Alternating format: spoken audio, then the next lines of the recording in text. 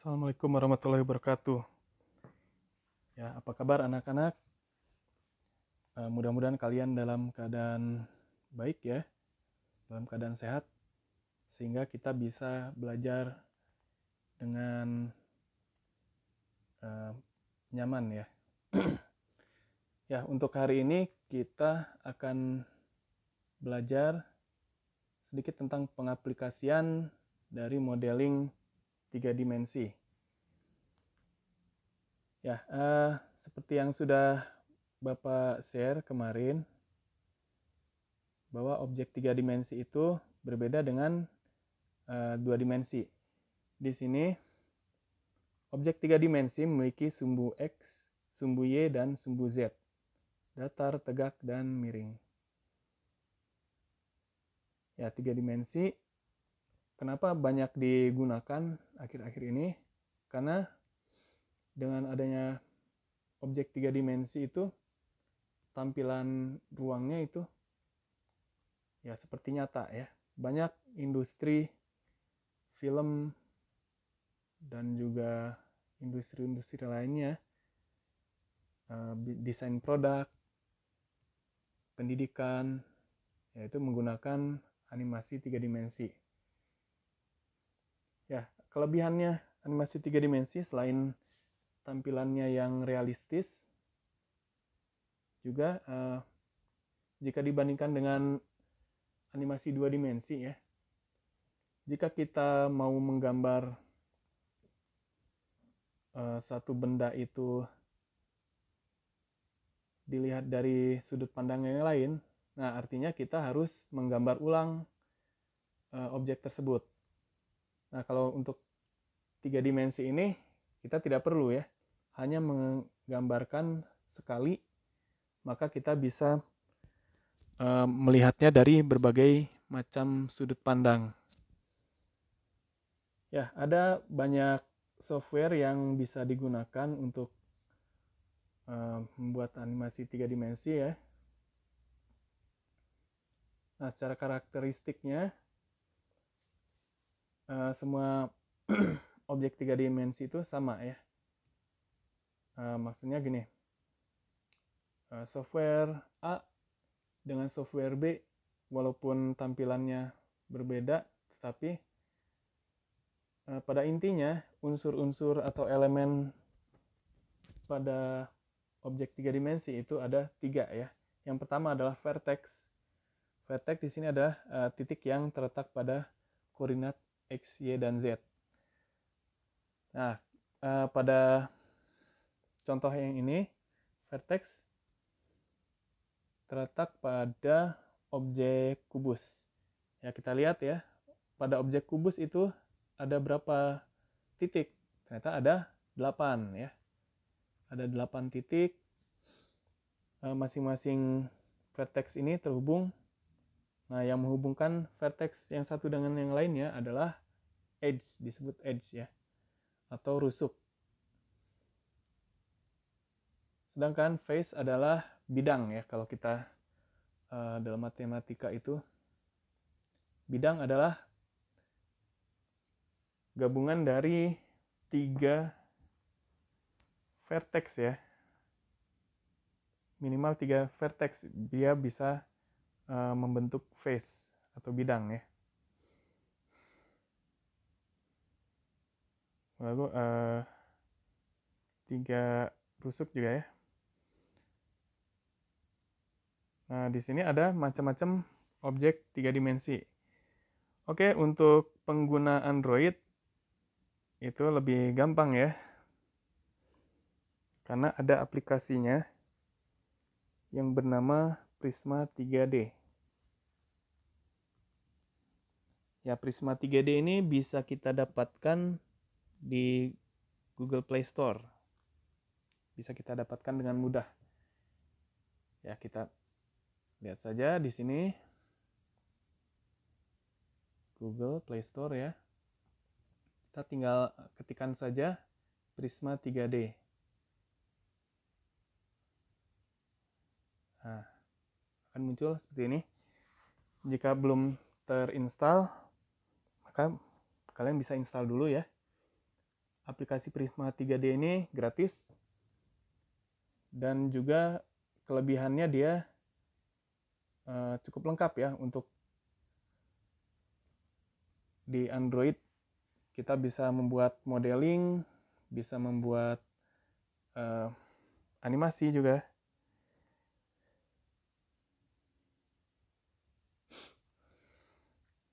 Nah, seperti apa? Kita buka saja Prisma 3D Made with Unity. Nah, di sini Bapak sudah mencoba ya membuat latihan modeling. Modelingnya adalah modeling meja ya. Kita open saja.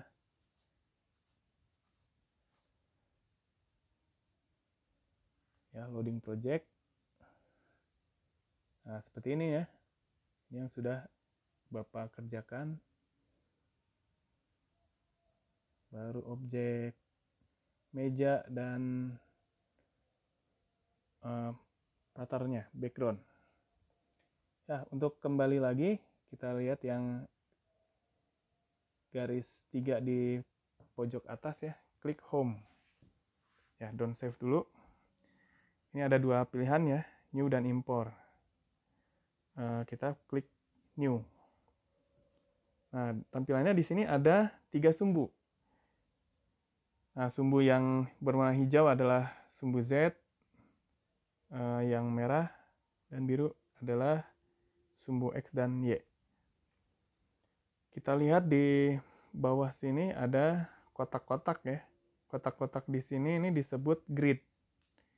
Grid ini untuk memudahkan kita menempatkan objek-objek dari modeling kita ya. Oke, kita belajar dulu mengenai menu-menunya. Yang di pojok kiri atas itu ada objek kubus ya. Ini kalau kita klik, muncul di bawahnya adalah cube, sphere, plane, cylinder, piramid, dan teks. Oke, langsung saja kita pilih yang cube. Cube di sini adalah objek kubus. Ya, otomatis ini objek kubus terbentuk ya. Untuk menggesernya kita bisa langsung saja geser menurut sumbunya ya. Misalnya mau dikeataskan, itu berarti sumbu yang hijau, sumbu Z, digeser. Maka posisi dari objek ini akan bergerak ke atas. Begitu juga dengan sumbu yang merah dan biru. Jika kita drag, maka kita bisa menggeser kotak tersebut ya. Sedangkan di sebelah kanan atas ada tanda panah kiri dan kanan, itu untuk undo dan redo. Nah, undo di sini berarti kita memundurkan posisi sebelum digeser satu langkah ya. Sedangkan redo adalah memajukan ya. Kita lihat di bawahnya ada tulisan cube.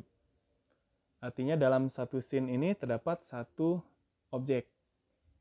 Oke, berikutnya kita klik lagi. Nah, kita coba yang sphere. Sphere di sini adalah objek bola ya. Nah, objek bola kita tempatkan objeknya misalnya di atas kubus.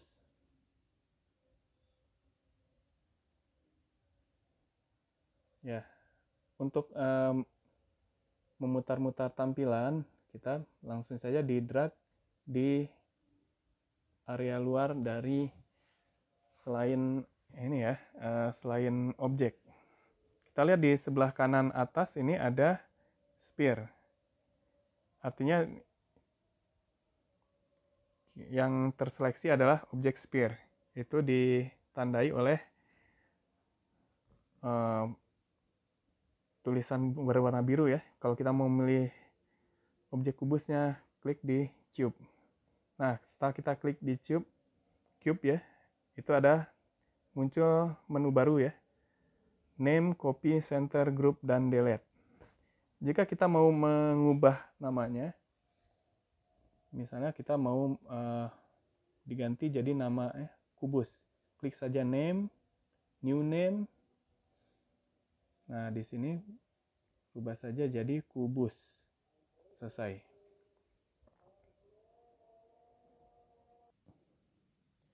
Ya, berikutnya jika kita pilih plane, maka di sini akan terbentuk lantai ya.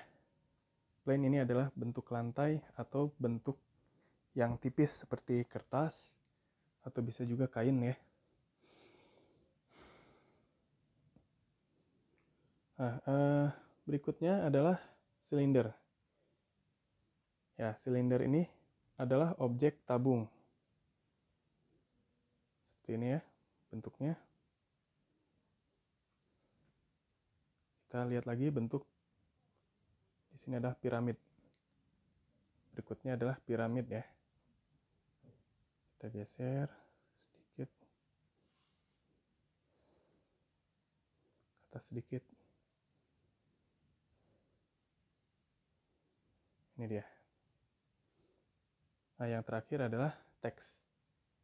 Kita bisa menambahkan teks yang mempunyai ketebalan ya. Kita bisa mengganti tulisan dari teks ini. Ini secara default adalah new text. Contoh, Bapak akan mengganti new text ini menjadi animasi 3D. Ya, oke. Maka akan berganti tulisannya ya. Ya, berikutnya kita akan belajar bagaimana mengubah warna ya. Kita lihat di sebelah kiri ada tulisan mesh. Di bawahnya ada color dan tekstur. Ya, jika kita mau mengubah warnanya, kita klik saja kotak yang abu-abu ini ya warnanya. Nah, akan muncul palet warna seperti ini ya. Misalnya mau membuat tulisan itu menjadi pink.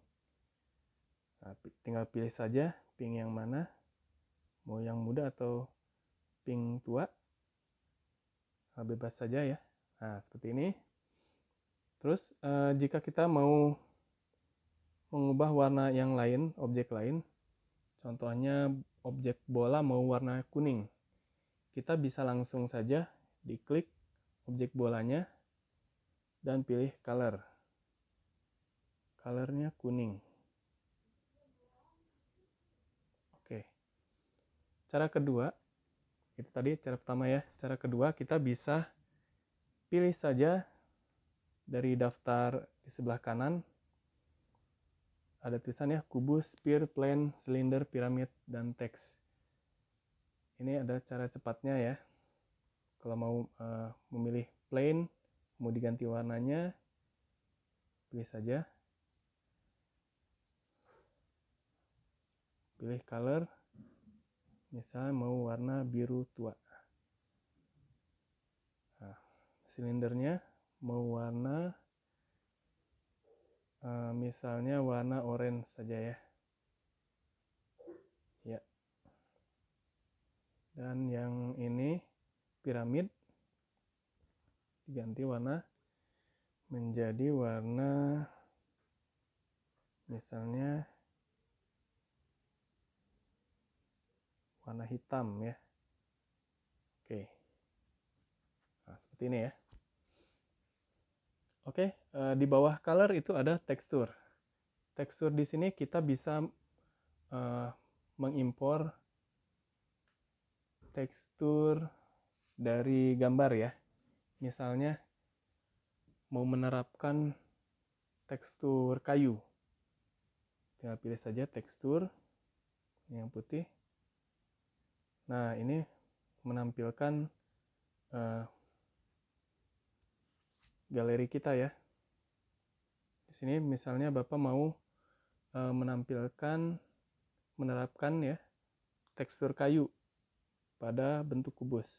Pilih saja gambarnya. Nah, otomatis warna dari kubus itu sudah menjadi warna kayu. Nah, misalnya mau objek bola, teksturnya mau dirubah.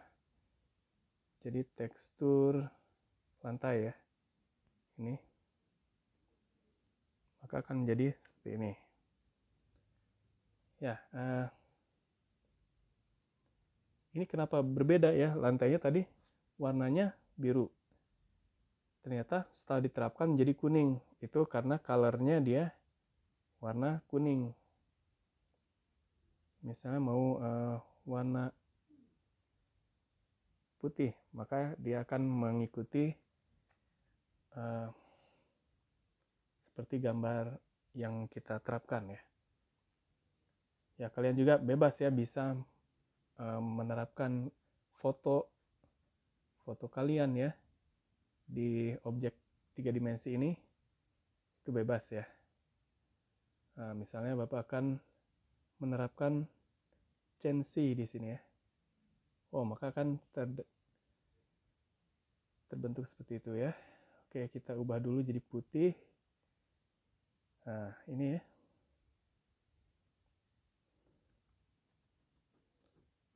Cuman ini penerapan teksturnya Bapak masih belum tahu ya bagaimana cara menerapkan tiling di situ. Misalnya kita mempunyai objek yang luas, ternyata tekstur yang kita punya itu gambarnya kecil. Nah, kita kan bisa mengulangi tekstur itu. Seperti contoh pada tekstur lantai ya, lantai keramik. Nah, sebenarnya itu kita bisa menerapkan keramiknya hanya satu, cuman dengan metode tiling akan menghasilkan tekstur yang penuh ya. Oke, fitur selanjutnya setelah tadi kita sudah mengenal cara menggeser-geser objek, berikutnya adalah merotasi. Tinggal pilih saja ini ya, yang ada tanda panah melingkar, otomatis yang tadinya sumbu yang lurus itu menjadi sumbunya melengkung ya. Ini disebut gizmo. Kalau pada aplikasi 3 dimensi dikenal sebagai gizmo. Gizmo ini untuk memudahkan kita merotasi. Tinggal diingat-ingat saja rotasinya kita mau memutar ke arah mana. Misalnya kita mau memutar objek plane ini ke atas ya. Jadi kita tinggal pilih drag saja sumbu yang berwarna biru. Nah, jadi seperti ini ya. Misalnya kita mau memutar tulisan animasi ini ya.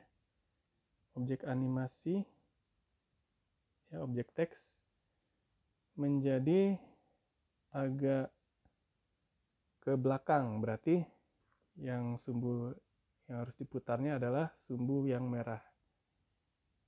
Putar agak ke belakang ya, gitu ya. Nah, begitu juga kalau kita mau memutar kiri kanan ya, menggunakan sumbu yang hijau. Nah, ini. Ya, berikutnya adalah fitur skala. Skala ini kita pilih ada kotak yang terdiri dari titik-titik. Nah, ini ya. Nah, otomatis sumbunya berubah tampilan ya. Jadi seperti ini. Tapi masih sama ya. Ada merah, biru, dan hijau. Jika kita mau membuat skala dari tulisan animasi ini, misalnya mau diperlebar ke atas, tinggal di drag saja sumbu yang hijau, drag ke atas. misalnya mau mengubah tulisan animasi ini menjadi lebih lebar ya. Berarti yang dipilih adalah sumbu yang merah. Nah, seperti ini, melebar. Oke. Begitu juga dengan sumbu yang biru. Nah, jika kita tarik, ternyata memperpendek tulisan tersebut ya.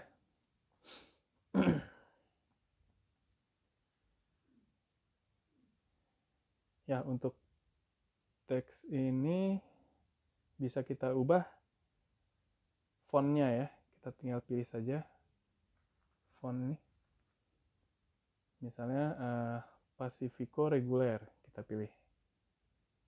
Nah, maka tulisan animasi ini berubah dia. Fontnya berubah. Oke. Setelah jadi ini kita bisa mengekspor ya. Kita pilih 3 garis yang ada di kanan atas, itu ada home, render, save, import, dan export. Lalu ada lagi help. Nah, kalau home kita kembali lagi ke awal ya, awal program. Nah, kalau render ini, jadi nanti hasilnya adalah file MP4 animasi. Kalau impor berarti kita mengimpor dari project yang sebelumnya. Nah, ekspor di sini Bapak sudah coba ya. Hasilnya akan menjadi OBJ. Kalau save ini berarti kita meng-save project kita. Misalnya di sini project diubah jadi latihan 1.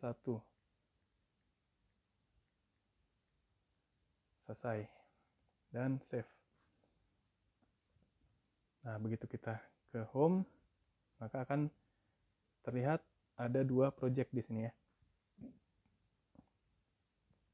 Dan 1 open. Nah, kembali lagi. Oke. Mungkin cukup sekian dulu pengenalan dari Prisma 3D, program Prisma 3D. Nanti kita akan belajar lebih lanjut lagi bagaimana caranya mengubah objek ya, satu objek, baik itu mengubah vertexnya, edge-nya, dan face. Oke. Sampai di sini saja. Oh ya, untuk tugasnya silakan kalian mencoba saja tampilan dari Prisma 3D ini, lalu buat beberapa objek dan dikombinasikan sehingga menjadi satu komposisi yang menarik ya. Ya, cukup sekian apa yang dapat Bapak sampaikan. Apabila ada kesalahan, Bapak mohon maaf karena sama ya, Bapak juga baru mencoba program ini. Ya, kita sama-sama belajar ya, dan jaga kesehatan ya. Assalamualaikum warahmatullahi wabarakatuh.